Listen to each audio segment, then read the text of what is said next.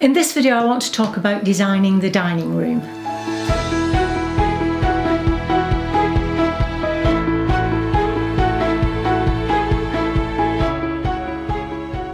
Hi, my name's Christine L. Conroy. Welcome to Happy Stuff and Fluff's Happy Home, Happy Life series. And today, yes, I want to talk about designing the dining room. And later, I want you to come dine with me. Sorry, I couldn't resist. Do you actually get that show in the US?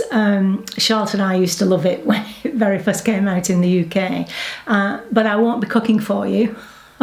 However, you can join me for a glass of something nice if you like in a second or two. That would be great. But before that, I just want to talk about the importance of planning when you are, when you're changing a room, even if it's just one room. We had to design the whole house as far as we possibly could, as quickly as possible. We were during kind of in and out of lockdown and so on, and we struggled to get tradesmen, even our own tradesmen that work for Mr. Kitchen, we struggled with. And so we needed to get them all down as quickly as possible, and I even locked the door and threatened to throw away their car keys to make them stay and do everything that we wanted them to do all in one go. And so in order for that to happen, we had to plan as far as we could each room, which was not easy to do. I mean, if you've ever changed one room, if you've ever done a new kitchen, if you've ever done a new bathroom, all the decisions you have to make. We were doing that for the whole house, and mistakes were going to be made, and they were made, but fortunately, touch wood, nothing too major, and we're not there yet. This is why these videos might seem a bit sporadic, is because things are supposed to happen and they don't, and I intend to film something for you when something happens that stops me from doing that. So please bear with me. As soon as I have a room complete, I'll be talking to you about it. So just let me tell you then, talk about planning a room. I knew in the dining room, it's a small dining room. This is what we started off with. This is the empty room, if you like. So it's a small room. In fact, it's 3 meters square. It's a square room, but it's small, and I love that because I wanted that kind of intimate dining feel. We're talking about happy home, happy life, and I've talked to you about relationships and how important they are in terms of your happiness levels. Well, for me, a way of enhancing, developing and creating new relationships is around a dining table. I love food, and I do have a glass of wine when I eat. I love that atmosphere, whether it's at home or outdoors. I've told you before about when my children were small. Sitting round the table is when we got to know about each other's lives. We were all together and focused on each other, and I love that. So the dining room was important to me. However, I needed storage space. So what I decided to do was to create a built-in, if you will, on one wall. Built-ins are great because they take up little floor space, but floor to ceiling, you can really utilise them. I needed somewhere to put napkins and tableware. I needed something that was decorative. I had a particular picture in mind that I wanted to put into that room. And so I had all these ideas in mind. So what we did, and this is how Mr. Kitchen approaches kitchen design. And I know what you're going to say, we have access to programs to help us design, but there's lots of free things out there that can use, SketchUp being one of them, that you can actually part of their program you can use for free, or you can just do it freehand, or measure or use cutouts of paper drawn to size. It's important to do, and you'll see why when I show you this. Okay, so this is the plan drawing. What you're looking at there is now obviously we couldn't afford to buy all new for this house, and you have to utilise what you already have. What you're seeing there in plan is my circular table and 4 chairs, which I already had, which I brought from our original family home, which then went to the apartment. What changed about it here was it's a table that seated 4, 6 at an absolute squeezy push. You'd have to be intimate family, let's put it that way, to sit together, to get 6 around this table. So what we did was, we wanted to, it's a glass table with a wooden base, which you'll see. I wanted to keep the wooden base and get a new glass top made that was slightly bigger, in order for 6 people to be able to sit around it comfortably. Now, in actual fact, when my family were up recently, we had 7 of us around the table, and it fit quite nicely, so that was good. So that's what we did. Instead of abandoning the table and buying a new one altogether, we just simply had a new glass top made, a few centimetres larger all the way around, of course. And that's all the furniture that's in this room. So this is what we did. We drew it out to make sure that there was room for the 4 chairs, and for a walkway, because you'll see there is a door to the outside from the dining room. And the kitchen is adjoined to the dining room. So there needed to be a comfortable walkway all the way around.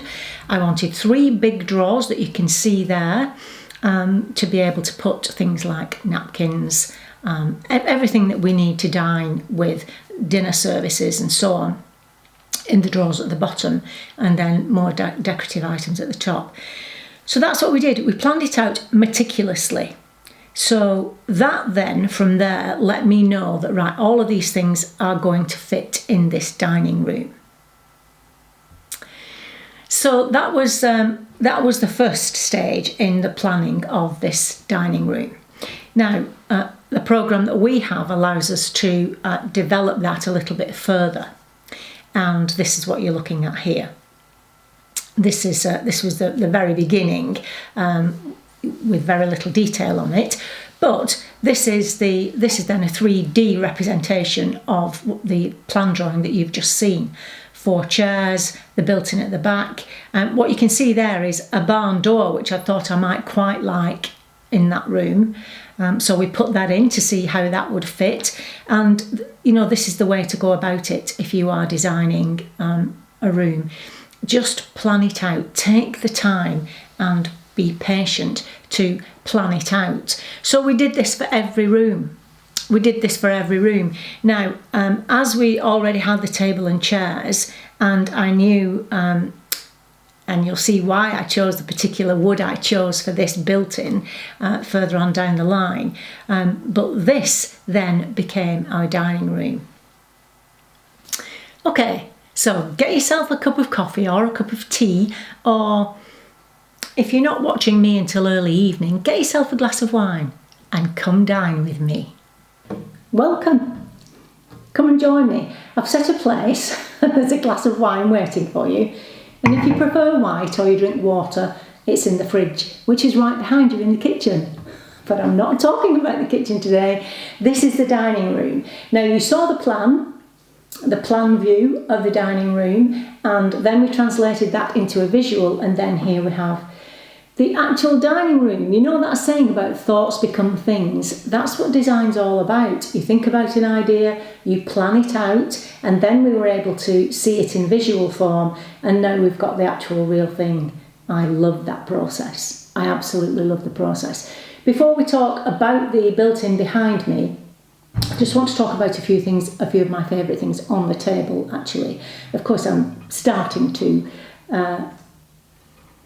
decorate for autumn. I love winter, I love this time of year. Not doing too much, but a little bit. What I want to show you is these plates, which I absolutely love. These are actually plates that are made in Japan. I don't know if you can see these, I might put a picture up.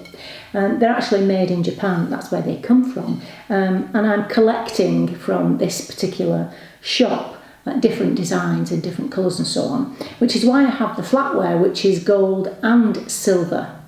Not too over the top, but I like the idea that they are gold and silver because they match everything I have. White and silver plates, white and gold plates, even the black plates, they match, so I love that. My glasses, I've got my best glasses out for you. I only get them out for my favourite people. These are Jasper Conran glasses, very heavy, and I always feel a glass of wine tastes 10 times better if it's served in a heavy glass, and these are heavy glasses, so that wine's going to taste really nice, I promise you.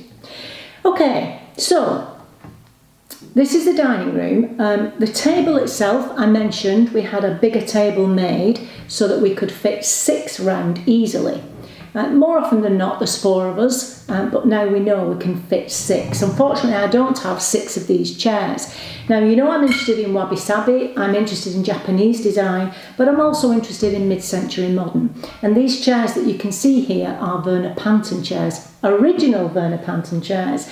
Now, I say that because, not to boast, but because there are lots of copies of these chairs out on the market. And if you're buying them, a way to tell whether they are original or not is to check to see if Werner Panton's name is actually in the design itself on the chairs. And if it is, then you know it's the genuine thing. I've only got 4 of those, but you know, people don't mind. If we have 6 sitting around here, then I have some black garden chairs that people sit on. So that's the dining table itself.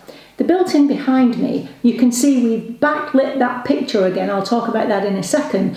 Talking about lighting, I just want you to look at this behind me without the lights. It's nice, but you see how flat it is and how much better it looks when the lights are on. What a difference. Okay, I'll talk a little bit more about the built-in now. Okay, so what I wanted you to see here, I wanted you to see right at the top of the built-in. These ceilings are quite high in here, and I didn't want that furniture to go all the way to the ceiling. So we've got the copper-clad wall, which I absolutely love. Remember, I showed it to you in the bedroom in one of the very first videos, but you'll see it again soon anyway. The back, that wall then is clad in the copper. And you can see the picture, which is backlit, again, like we've done with the one in the hall. It's such a nice effect. But this lights up all of the copper. And if you look at the light at the top, you'll see, let me just turn the light out again.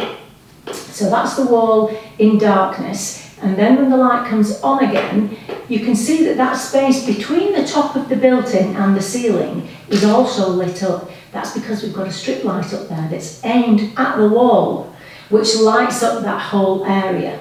It's such a fantastic effect. Again, I'll show you again in the bedroom when we do that.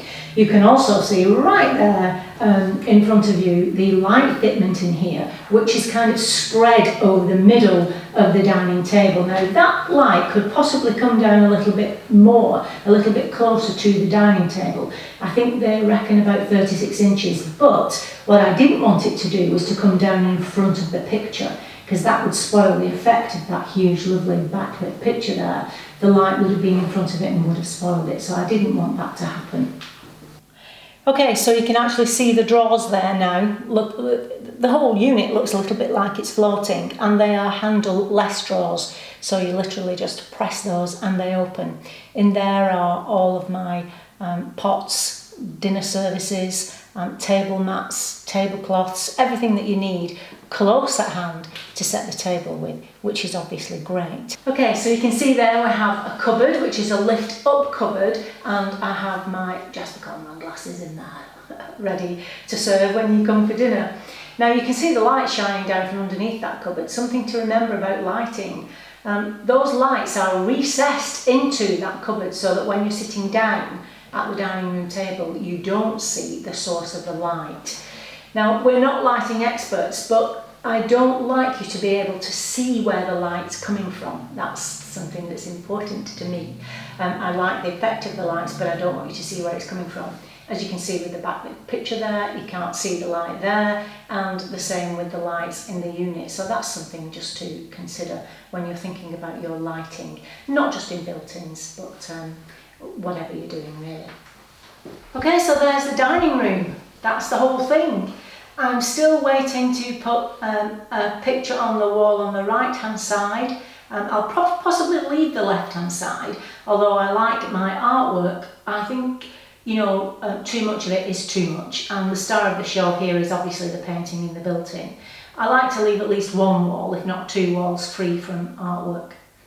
So, when you come to dinner, this is where you'll be eating. So there you have it, my lovely intimate dining room. But I do have a question for you. As you know, I've painted all the walls white, and the walls are obviously white in the dining room. Would you paint them? Do you think it was a little bit harsh? I'm probably going to be asking you this in every room we go into, but if you would paint the walls, what colour would you paint them? Okay, well, thank you so much for joining me, and I really wish you could join me for dinner. That would be fabulous. But yeah, hey ho, at least I can talk to you here and you can talk to me in the comments. Pretty soon we'll have a community area where we'll be able to talk to each other more about that coming up soon. Until then, remember that on the Happy Stuff and Fluff, we're getting happy, living longer and growing younger, and I'll see you next time. Thanks for being here. Bye-bye.